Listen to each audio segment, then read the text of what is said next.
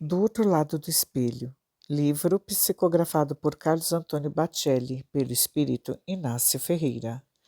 Capítulo 42. A Palavra do Dragão. A praça estava repleta.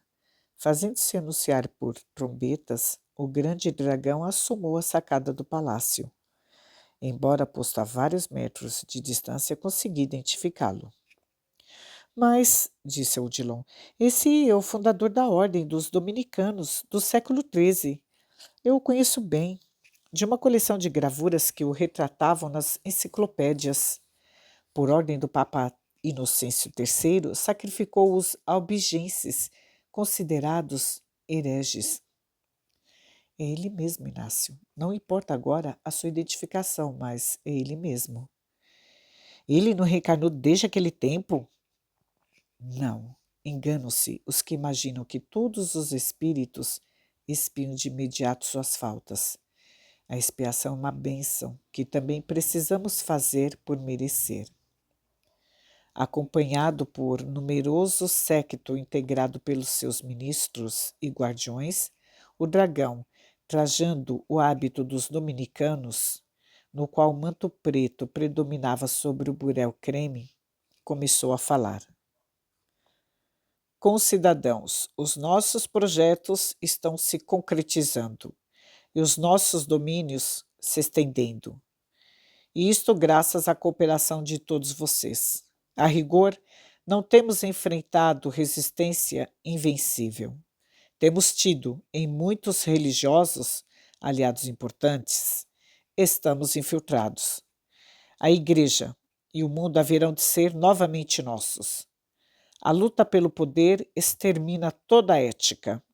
Apenas temos encontrado certa dificuldade com a nova doutrina, que se nos opõe em campo aberto. Mas os seus adeptos são pouco numerosos e se concentram no Brasil. Os países cultos e ricos ignoram o espiritismo. Para os europeus, nada sai do terceiro mundo que valha a pena importar, mormente o que concerne à religião. O movimento espírita sofre em terras brasileiras a influência de doutrinas exóticas que o desfiguram aos olhos da Europa e da América do Norte. As seitas de origem africana que se dissimularam no catolicismo geram equívocos doutrinários que nos favorecem. Desgarrados do seio da Igreja, os seguidores de Allan Kardec ainda não lograram vencer a ambição que os caracterizava. Quando disputavam entre si os cargos que conduzem à tiara pontifícia. O personalismo tem feito por nós boa parte do trabalho que nos compete para anulá-los. Resta-nos, no entanto, cerrar fileiras para que, em definitivo, desvinculemos do Espiritismo a figura do Cristo. Já temos conseguido propor esta questão que, para os nossos objetivos, é de suma importância. Melhor para nós que a nova doutrina, que nos ameaça a hegemonia, seja tão somente considerada uma filosofia e, sobretudo, uma ciência, porquanto ambos não exigem a renovação da criatura. Precisamos insistir para que a caridade se confunda com o chamado assistencialismo e que os intelectuais espíritas a releguem.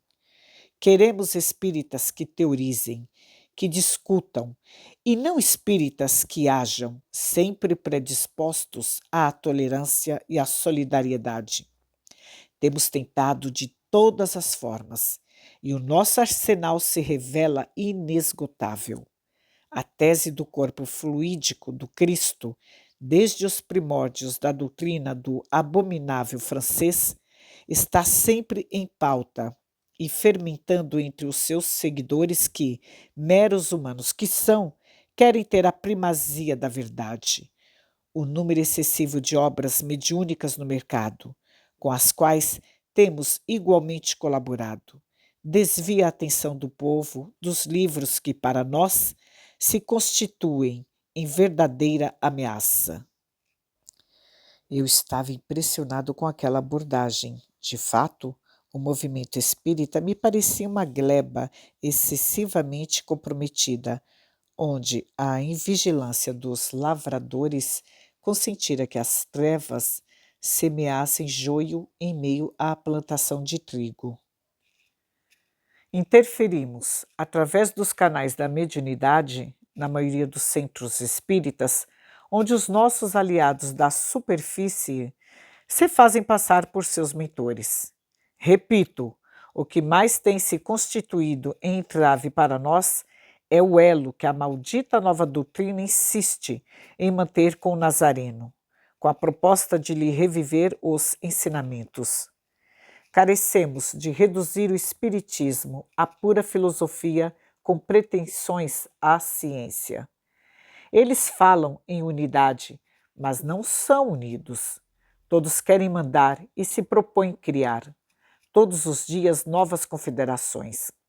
Precisamos incentivar isto. Quanto mais divisão, melhor. A descentralização de poder, para nós, em relação a eles, tem certa vantagem. Não me passou despercebido o em relação a eles, quando o dragão se referia à descentralização do poder. Somos fortes, continuou, porque somos uma única cabeça e um único corpo. Fracioná-los ao máximo, eis a tática de ser colocada em prática. E fomentarmos os escândalos, principalmente os que se referem a sexo e dinheiro. Eles pregam desapego, mas ninguém vive sem dinheiro no bolso. Quanto ao sexo, a maioria é egressa das orgias, dos seminários e dos conventos. Não estou falando contra nós mesmos. O que tem de mal o sexo? Quem é tão hipócrita que não goste de sentir prazer?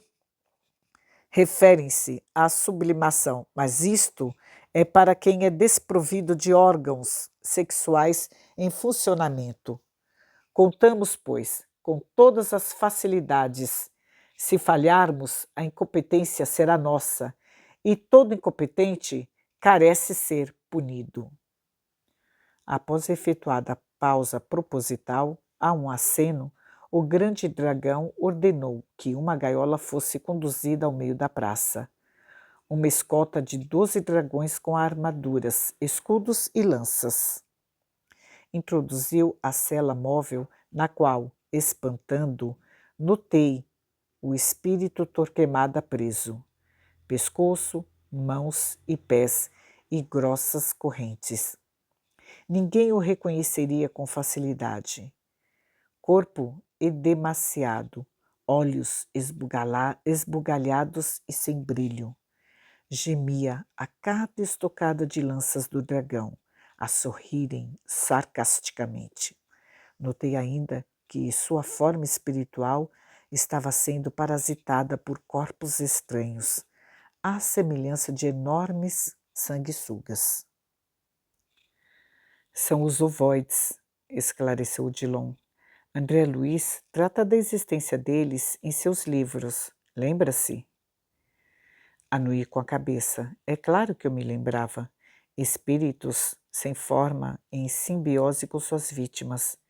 O infeliz Tomás tinha mais de 8 deles à altura da cabeça e do tórax. Eis o que os espera, traidores. Outrora, este homem foi um dos nossos, prosseguiu o dragão. Confiamos nele e fraquejou. Inútil que tentem libertá-lo. Ele é nosso em definitivo e o manteremos assim para sempre. São mentirosos os rumores de que os de cima planejam a sua fuga. Tentaram uma vez, é verdade, mas comandei pessoalmente a sua captura. Somos imbatíveis no que nos propomos executar. Se mandamos o Cristo para a cruz, quem seria capaz de se opor-nos? Ou melhor, de se opor a nós? Quem seria capaz? Naquele instante, finalmente pude compreender a importância de se resgatar Tomás de Torquemada daquela situação. O fato teria inegável repercussão e nos permitiria respirar aliviados, pelo menos por um tempo, do assédio que os nossos irmãos espíritas vinham sofrendo na superfície. Não poderíamos deixar de contra-atacar como um jogador de xadrez que procura fugir ao checkmate em lance inesperado. Vejam hoje este homem, sem nome e sem rosto, gritou o dragão em meio aos apupos e vaias da multidão desvairada. Ele é o nosso troféu vivo. Fomos buscá-lo na superfície. Ocultaram-no num berço anônimo, mas os nossos rastreadores o localizaram. Poder a poder, somos mais nós. Não há quem se atreva a tirá-lo daqui.